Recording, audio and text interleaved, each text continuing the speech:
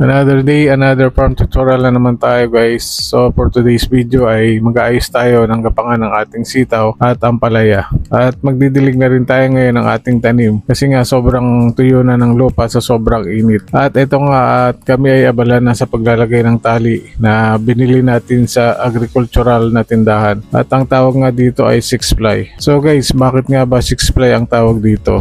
So kasi nga 6 na tali ito na tuloy-tuloy at tayo nga ang puputol ayon sa ating pangangailangan. At puputol nga tayo ng mga 1.5 metro para gamitin sa gagapangan ng ating sitaw at ampalaya. Depende na rin kung gaano kataas yung ating pinakabalag ng ampalaya, no guys.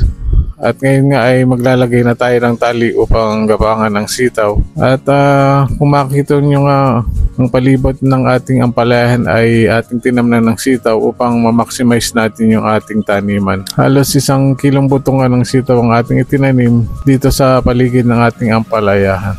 At isa-isa nating lalagyan ng tali ang tapat ng sitaw upang ito ay gapangan. So ganito lang yung pagtatali, itatali ito sa taas at parang sala-sala din pababa para gapangan ng sitaw.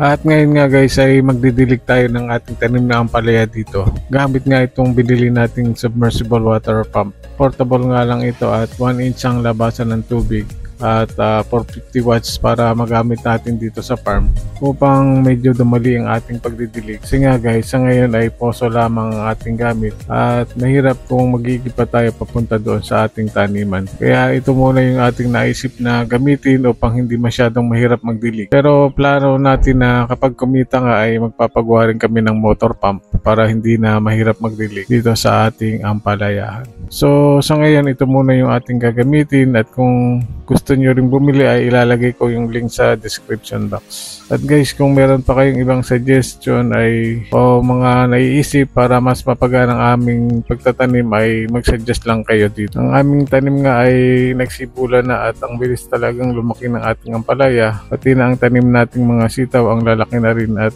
kailangan ng diligan.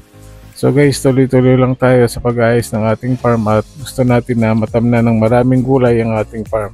So guys, till next video, and always remember, every accomplishment starts with a decision to try. So guys, let's start now. Thank you and have a safe day. Ingat po. Bye-bye.